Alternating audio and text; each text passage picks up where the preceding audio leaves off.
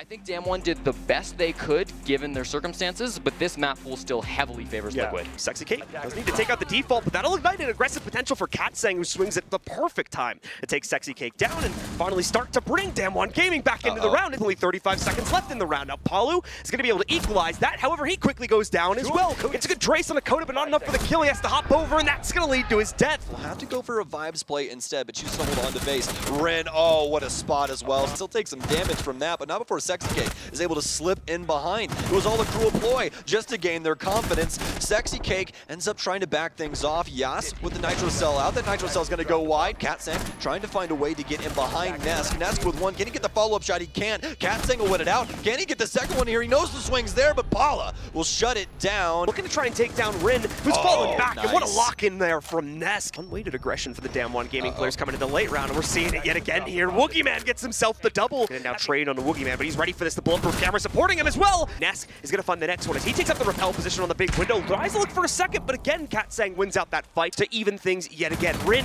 gonna get aggressive. The drone did not spot him. He's gonna need some assistance here from PSK at Hookador, but Rin from down low, a lot of damage impact out, but it won't get the splash that he wanted. PSK's still down, and that means SiegeGG all alone. Palu right now to try and convince us otherwise of this situation. E1D out, and oh, it's gonna be so problematic for Palu. At least get the Gemini in there for Yas, get some information out as Liquid trying to find their initial pick, and it's gonna be an easy kill for Rin. Simply hops in the back door, looking for the second one. Rin will get that as well. Now he's got access to the site. He could go for a plant. That's too bold, though. Now, unfortunately for Damwon Gaming, the case is stuck in the site. They have to try and retrieve it, and that only sends more frags Nesk's way here. In fact, 2 more as he shuts them all down. Moringa needs to come up with something big against the top-down crunch right now. That would save his teammates in the site. Where is Moringa at? He needs to make this play now, not later. There we go. The push from Damwon Gaming. Time is low. They could still win this in the 2v4. Moringa hops out, wondering just where the heck everybody is, and unfortunately, he's just giving himself away now. He's going to try to swing back to the inside, but can't get it done. In this area, Katsang starting to break up the top floor. He'll get some solid damage, but PSK wins out the gunfight on his sliver's worth of HP. And Palu, this is looking like overtime unless Rin has something to say about it, but PSK can get yet another frag. The HP count doesn't even matter. And now SiegeGG and the rest of Liquid can simply just wait, but Rin with the forward aggression. Yas will get one as well. It's a 2 versus 1. Can the Ash main do it? Rin knows where one is. Hops on top of Aqua, but no.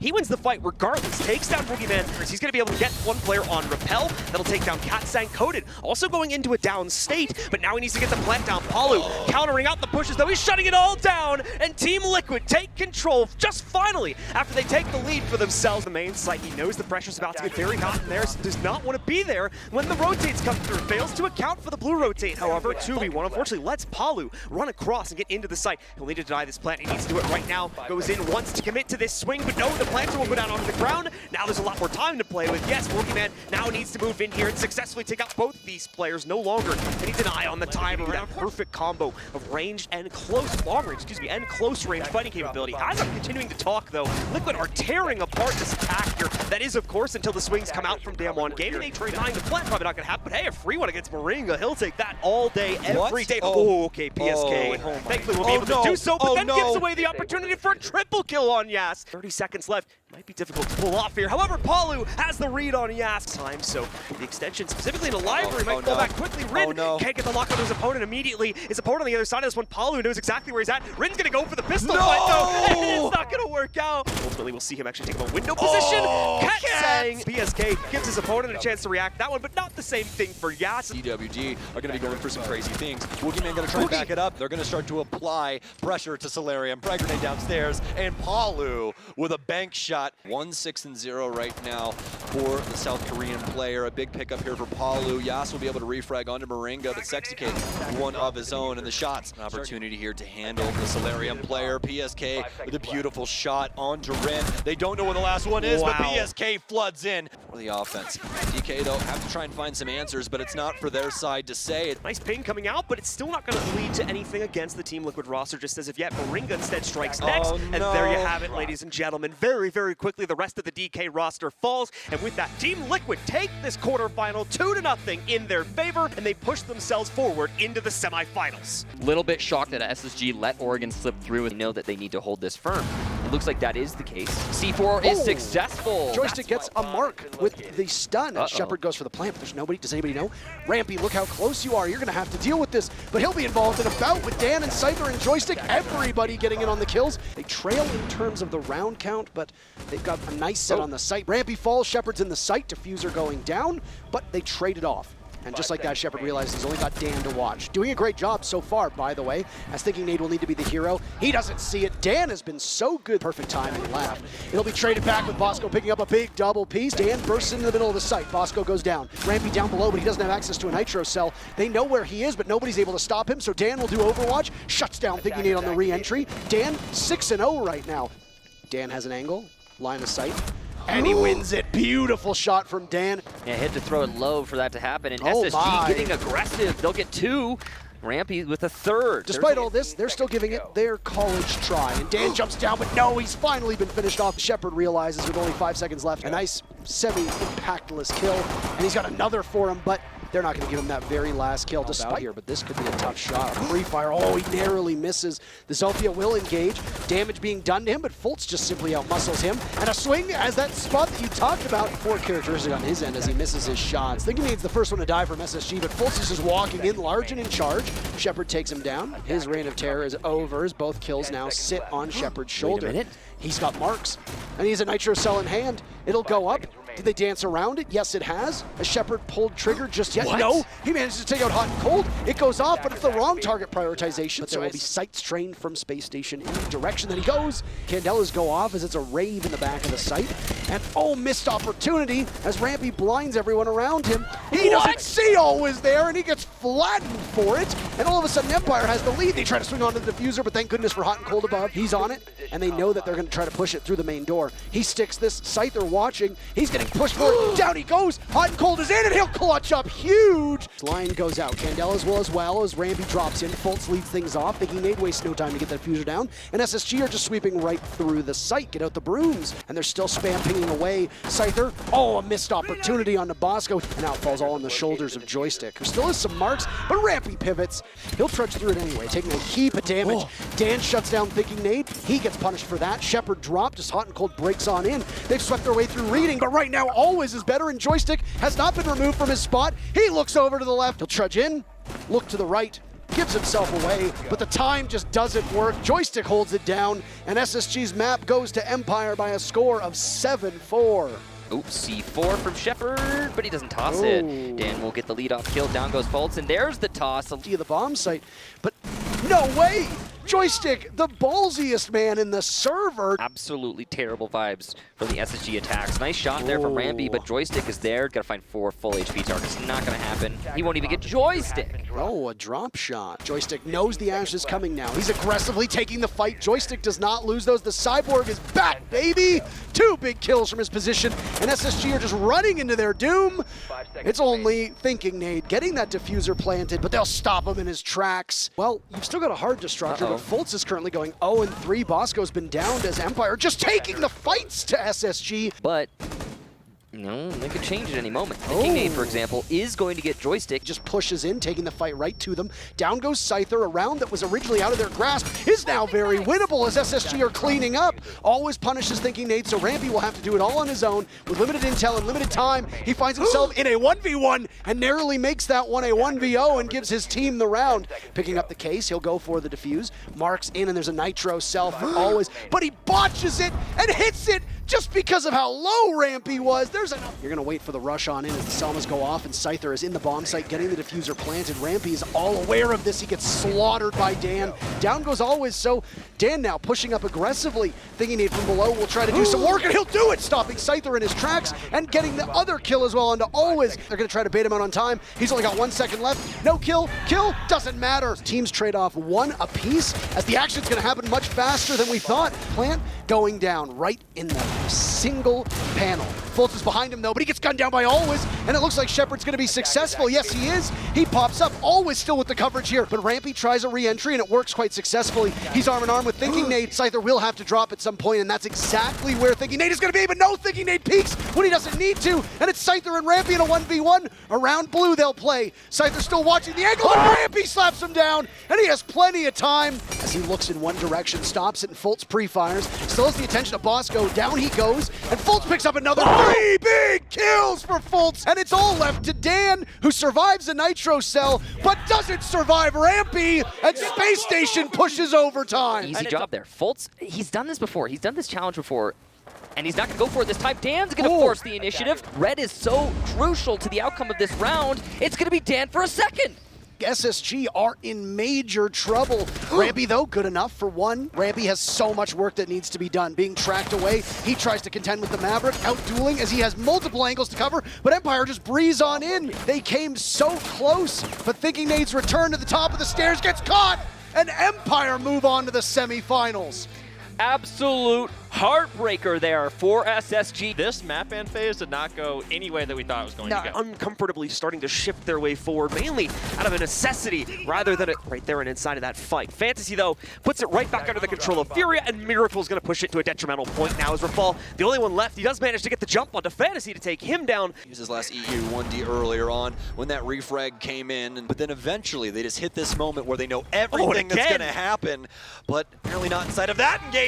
Miracle with a double. Now his location obviously given up. He'll be on Hookah Balcony. This is more likely just be a makeshift timeout where Bride does his things. Only round 2, obviously a best of 3, and Bride still hitting some very nice shots, but very minimal time remaining, and that's going to be another round going to Fury. Bride is out here playing aim lab right now. That's all he's doing. Game-changing effects coming in here. It's going to need to come from Shaiiko. A good start, but again, the trade's so quick. Bride also was able to get a second, however, so this goes down to a 1v1, but with only 10 seconds left, we need a very aggressive Bride here to try and leverage positioning to get this down on the ground. Nitro thrown out from Lenda, doesn't secure the kill though. He's not entirely sure where it's going down at. He's gonna walk right past it, and what is that, Lenda? Oh my goodness! Obviously have some solid positioning here onto Shaiiko, who could, oh no. What? Oh my god! This one's a little bit more of a far cry, unfortunately, in a 1v3 situation. The good news is, no one knows he's sneaking up. Okay, never mind. Shaiiko on point. Kind of surprised we haven't seen an attempt to revive Rafal as of yet, but these are some tight positions. So now, as Rare moves in, he'll be able to take out one, nearly gets the Mozzie, and he does get the Mozzie. Oh, that's your teammate, Rare. It was nice, don't get me wrong, but it was your teammate. Okay, now you got some enemies in front of you. There you go, that's better.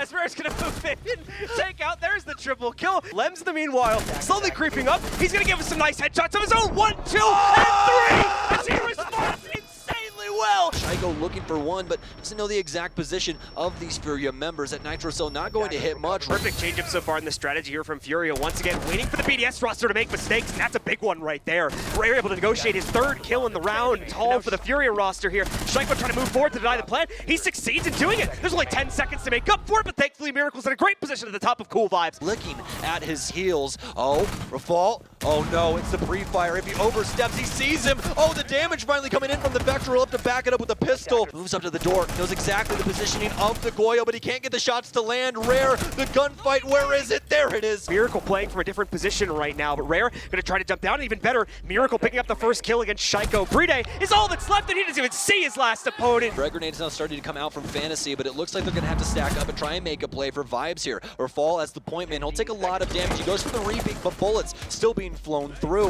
Has to try and make a move here. He'll sit inside of Harry Popper as Lenda and Rare will both be able to at least get one. Lenda's gonna get down. Impact's out to try and stop something here. They'll stop the plan, and BDS more than likely able to win the round off the back of that effort, and they will. BDS low on man count, but it doesn't matter. Inside, they want to be sure, like I said, that first floor pressure is the most dangerous thing here. Even more dangerous, apparently, is going to be Fantasy up on the 2nd floor. Renchio works the breach, but there's really nothing going on here. It's just BDS simply waiting for the round to end. Adding a temporary blockade in front of these breaches, which is exactly the purpose it's going to serve right now. Lems with a wild swing to the inside of Construction. The smoke, I believe, being played by Fantasy. Can't get the job done, and Miracle now with no restrictions over towards Cash. Rushes right out to find Bride. Rafal, yes, one trade, but that's it. Fantasy, a small push from him. Really can't have any effect over it, so it's going to get a lot more information than they originally thought. Alemsis tries to hop inside of the building. Once again, Shaiiko having a lot of issues with this top hole, but finally they found the answer. It's on the back door. Renchiro simply sneaks in. Alem's inside of blue as well, but Renchiro's going to get fragged out inside of Church.